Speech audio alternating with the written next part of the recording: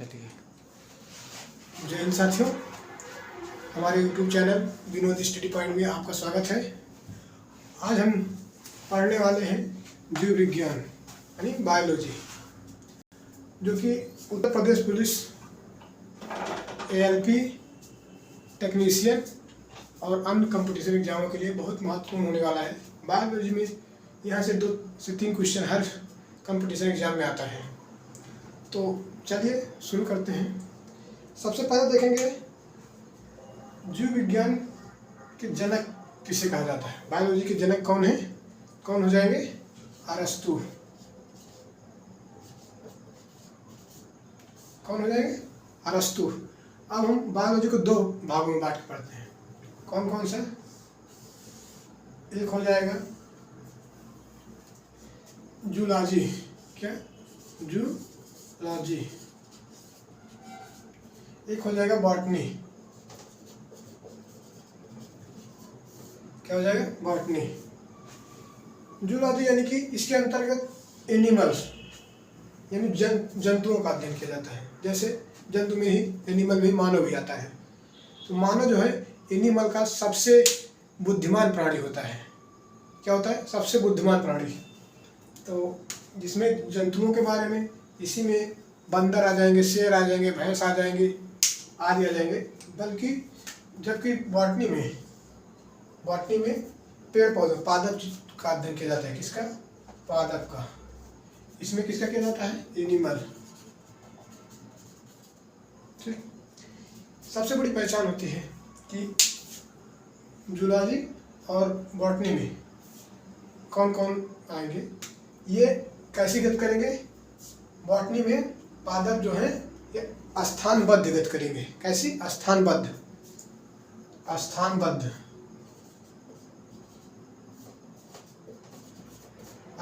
गति करेंगे। जबकि जूलॉजी में स्थानांतरित। इसके अंतर्गत पेड़ पौधे आ जाते हैं। पेड़ पौधे। ठीक। देखेंगे तो पेड़ पौधे अपनी ही जगह पर स्थानबद्ध गति करते हैं, क्योंकि वो भी सजीव होते हैं, उनमें भी गति होती है। लेकिन वो कैसे गति करेंगे? स्थानबद्ध गति करेंगे। लेकिन स्थानांतरित गति में एनिमल आते हैं, तो वो जैसे मानव हो गया तो आगे जाएगा, पीछे विस्थापन हो जाता है, विस्थापन होता रहता है। उसी तरह इसमें स्थानांतरित गति होती है। इसके जनक, जूलॉजी के जनक किसे माना गया है? इनको माना गया, अरस्तु को ही माना गया है। अरस्तु। जबकि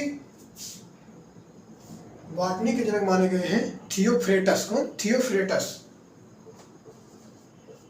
थियोफ्रेटस।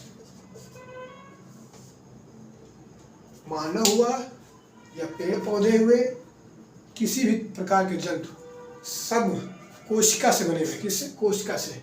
सेल, जिसे हम इंग्लिश में सेल कहेंगे। तो चलिए देखते हैं, कोशिका को देखेंगे अब आगे। बेसिक हो गया, ये थोड़ा जानना ये भी बहुत जरूरी था। हम क्या पढ़ेंगे? सेल, कोशिका अर्थात सेल।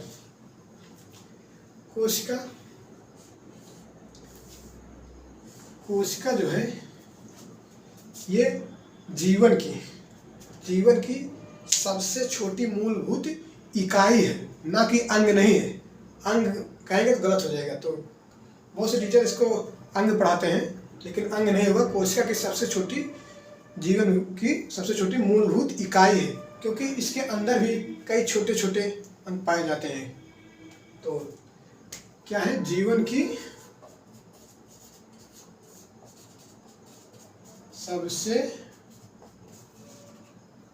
छोटी मूलभूत इकाई है। कोशिका की खोज किसने की थी? तो कोशिका की खोज रॉबर्ट हुक नामक वैज्ञानिक ने की थी। कौन? रॉबर्ट हुक नामक वैज्ञानिक ने। कोशिका की खोज किसने की थी? Robert Hooke. किस सन में किया था? 1665 में। ये इन्होंने मृत कोशिका की खोज की थी। कैसी? मृत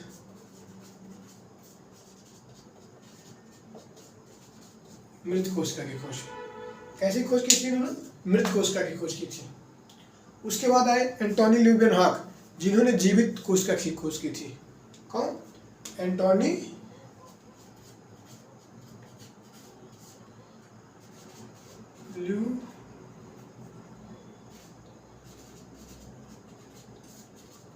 कौन आया? एंटोनी ल्यूवेनहॉक। इन्होंने कैसी खोज की थी? जीवित कोशिका की।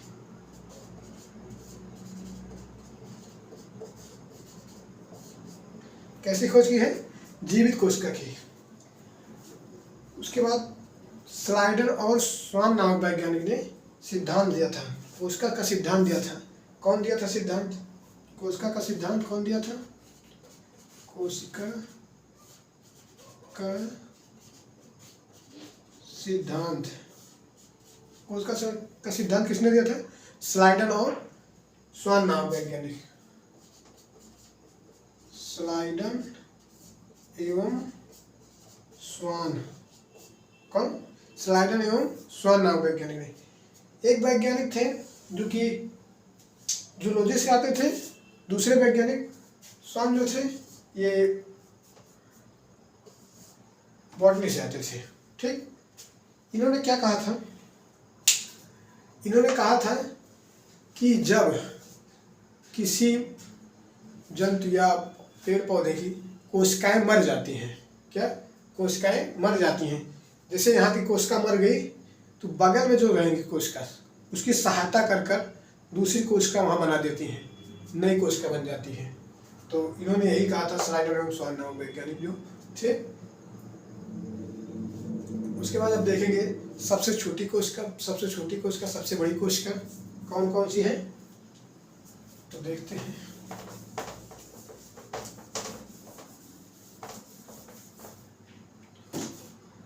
ओवरऑल देखेंगे सबसे बड़ी कोशिका कौन सी होती है, सबसे छोटी कोशिका। तो सबसे बड़ी कोशिका कौन सी होती है? सबसे बड़ी कोशिका, सबसे बड़ी कोशिका, हाँ चीज़ और ध्यान दीजिए, अब याद आया। कोशिका जो है इसका अध्ययन क्या कहलाता है? मोस्ट इम्पॉर्टेंट है। कोशिका का अध्ययन क्या कहलाता है? तो इसे कहा जाता है साइटोलॉजी। क्या? साइटोलॉजी। साइटोलॉजी, ठीक, जिसे हम कोशिका विज्ञान कहते हैं। क्या कहते हैं? कोशिका विज्ञान। क्या हो जाएगा? कोशिका विज्ञान। सबसे बड़ी कोशिका क्या होती है? सबसे बड़ी कोशिका शुतुरमुर्ग के अंडे की होती है। क्या होती है? शुतुरमुर्ग के अंडे की। किसकी? शुतुरमुर्ग के अंडे की। ठीक, अंडे को देख सकते हैं तो इसके अंदर में माइक्रोस्कोप के द्वारा देखी जा सकती है कोशिका को। सबसे छोटी कोशिका कौन सी हो जाएगी? सबसे छोटी कोशिका, सबसे छोटी कोशिका क्या होगी? माइकोप्लाज्मा। क्या? माइकोप्लाज्मा।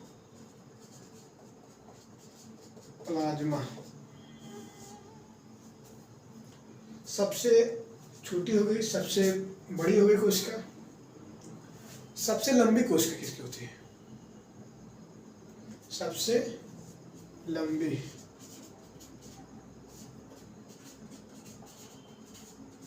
सबसे लंबी क्या हो जाएगी? न्यूरॉन। क्या हो जाएगी? न्यूरॉन, यानी तंत्रिका की। ठीक, अब देखेंगे मानव में। क्या? मानव में सबसे लंबी, सबसे छोटी, सबसे बड़ी कोशिका कौन सी होती है? तो मानव में सबसे बड़ी कोशिका जो होती है, सबसे बड़ी कोशिका, मानव में सबसे बड़ी कोशिका होती है ओवम की। किसकी? ओवम की, जिसे हम हिंदी में अंडाणु कहते हैं। यह महिलाओं में पाया जाता है। ठीक। सबसे छोटी कोशिका देखेंगे मानव में,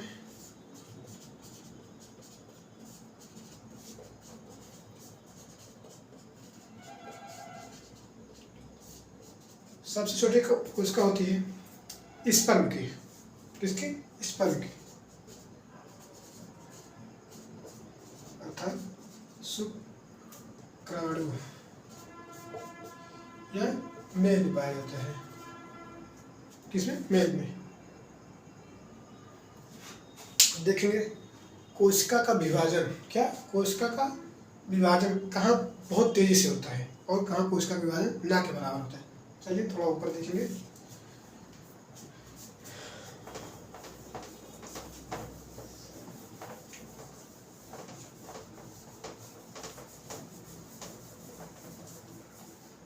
क्या? कोशिका का विभाजन, यानी विभाजन का मतलब होगा यहाँ पुनर्निर्माण। किसका? पुनर्निर्माण कोशिका का, पुनर्निर्माण। ठीक। किसका? कोशिका का। कोशिका का पुनर्निर्माण सबसे तेज विभाजन लीवर में होता है और सबसे धीमा ना के बराबर ब्रेन में। कहाँ? ब्रेन में। तो सबसे कम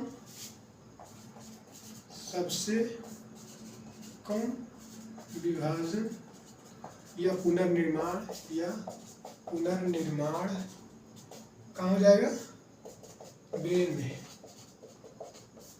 ब्रेन में सबसे धीमा कोशिका का विभाजन होता है, ना के बराबर होता है, और वहीं सबसे तेज सबसे तेज विभाजन कहाँ होगा? लीवर में।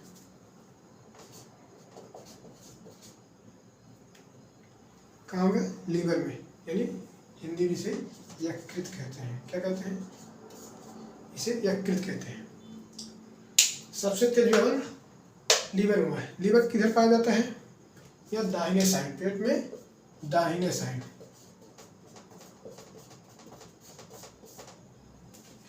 अगर आपको कोई चाकू मारता है तो उसे कहिए रुकिए, आप चाकू इधर ना मारकर दाहिने साइड मारिए, वो अपने आप ठीक हो जाएगा, कुछ नहीं करना पड़ेगा। लीवर बहुत तेजी से विभाजन होता है यहाँ। जैसे गैंडे के देखिए, गैंडे को मार दीजिए चाकू से या किसी से मार दीजिए, कट जाए, उसका कोशिका विभाजन बहुत तेज होगा। उसके बाद देखिए चूहे को, छिपकली को, इसकी पूंछ अगर कट जाती है तो अपने आप विभाजन करके बहुत तेजी हो जाती है। विभाजन का मतलब यहाँ पुनर्निर्माण होगा। क्या होगा? विभाजन का मतलब पुनर्निर्माण। आगे है तो सबसे तेज विभाजन कहाँ हो जाएगा? लीवर में होता है, दाहिने साइड में। ठीक। लीवर दाहिने साइड में पाया जाता है। अब आगे देखेंगे।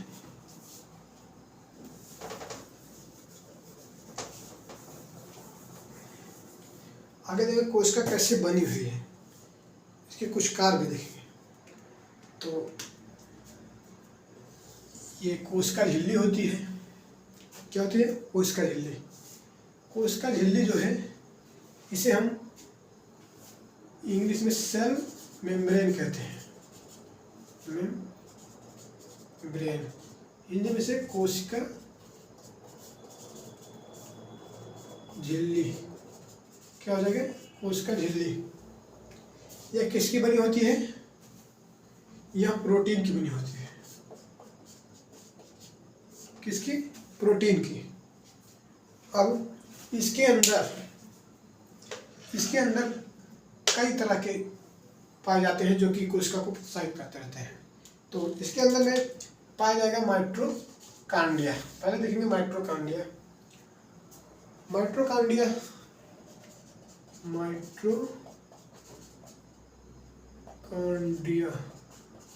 क्या? माइटोकॉन्ड्रिया। इसकी खोज जो है, माइटोकॉन्ड्रिया की खोज बेंडा नामक वैज्ञानिक किया था। कौन? बेंडा नामक वैज्ञानिक ने। इसका कार्य क्या होता है? इसका कार्य होता है ऊर्जा बनाना। क्या? ऊर्जा बनाना। इसका कार्य होता है ऊर्जा को बनाना, इसलिए इसे कोशिका का पावर हाउस कहते हैं, ऊर्जा का पावर हाउस कहते हैं, यानी हिंदी में शक्ति गृह कहते हैं। ठीक, क्या कहेंगे? शक्ति गृह कहेंगे। किसका? माइटोकॉन्ड्रिया का। क्या हो जाएगा? और अगर हम इसको थोड़ा जूम कर कर देखेंगे, क्या इसको थोड़ा जूम कर कर देखेंगे, इसे माइक्रोस्कोप से देखना पड़ेगा। जब इसे थोड़ा जूम कर कर देखेंगे तो इसके अंदर देखेंगे कुछ इस तरह की संरचना दिखाई देगी, जिसे हम क्रिस्टी कहते हैं। क्या? क्रिस्टी। क्या हो जाएगी? क्रिस्टी। और जब हम सांस लेते हैं, क्या जब हम सांस लेते हैं, सांस लेंगे तो ये हमारे फेफड़े तक जाएगी। फेफड़े में ये क्या कहते हैं, हाँ, फेफड़े में ब्लड के द्वारा ऑक्सीजन को पूरे शरीर में पहुंचाया जाता है। तो इसके अंदर क्या होता है? ऑक्सीश्वसन भी होता है। क्या? ऑक्सीश्वसन। तो इसके अंदर क्या हो जाएगा? ऑक्सीश्वसन भी होता है। आंतरिक दीवार को क्या कहते हैं? आंतरिक दीवार को क्या कहते हैं? क्रिस्टी। क्या कहते हैं? क्रिस्टी। आंतरिक दीवार को क्रिस्टी कहते हैं। इसमें एक चक्र चलता है,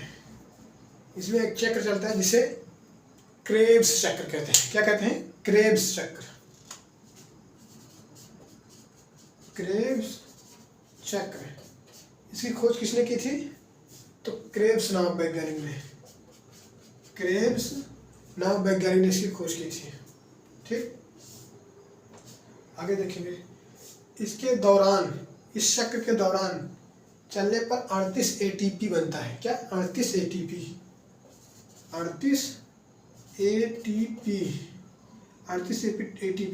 इसका मतलब होता है एडेनोसिन ट्राइफॉस्फेट। ठीक, उसके दौरान एक ग्लूकोज बनता है। कितना? एक ग्लूकोज। यह एक ग्लूकोज 4.2 किलो कैलोरी के बराबर होता है। कितना? 4.2 किलो कैलोरी। मनुष्य को एक दिन में न्यूनतम 2500 कैलोरी की आवश्यकता होती है। कितना? न्यूनतम 2500 कैलोरी की। ठीक, और एक चीज जान लीजिए, मरी हुई कोशिका को क्या कहते हैं? मरी हुई कोशिका को नेक्रोसिस कहते हैं। जैसे ये नाखून देख रहे हैं, नाखून मरी हुई कोशिका से बना होता है, तो इसे हम क्या कहते हैं? नेक्रोसिस। क्या? नेक्रोसिस। क्या कहेंगे? मरी कोशिका को नेक्रोसिस। क्या है ये? नेक्रोसिस। मरी हुई कोशिका को नेक्रोसिस कहते हैं। अब आगे देखेंगे, आगे है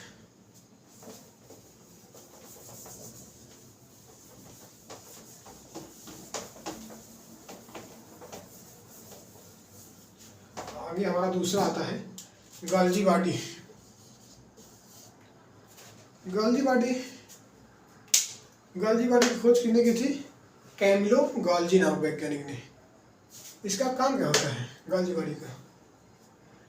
बॉडी का काम होता है जो माइटोकॉन्ड्रिया ऊर्जा बना रही है। कौन? माइटोकॉन्ड्रिया। जो माइटोकॉन्ड्रिया ऊर्जा बना रही है उसी का परिवहन करना। ये क्या करता है?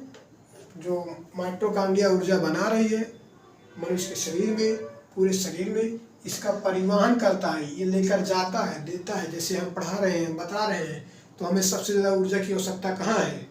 जीव को, हमारी। तो ये ऊर्जा लाकर जीव को देगा सबसे ज़्यादा। लेकिन इसे कैसे पता लगेगा कि जीव को हो सकता है? तो ब्रेन जो होता है, सबसे पहले ब्रेन का सिग्नल पूरे शरीर से जुड़ा है। अगर थोड़ा भी, जहाँ ब्रेन को पता है ऊर्जा सबसे ज़्यादा किसे कहाँ आवश्यकता पड़ेगी, तो जहाँ पड़ेगी आवश्यकता तुरंत ब्रेन सूचित करेगा गाल्जी बॉडी को, गाल्जी बॉडी तुरंत लेकर जाकर वहाँ ऊर्जा देगा। ठीक, जैसे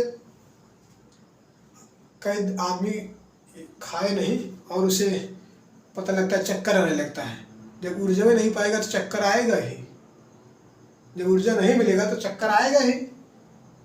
तो इसीलिए, और ब्रेन इतना नाजुक होता है, ब्रेन अगर अंदर में लग गया तो राम राम सब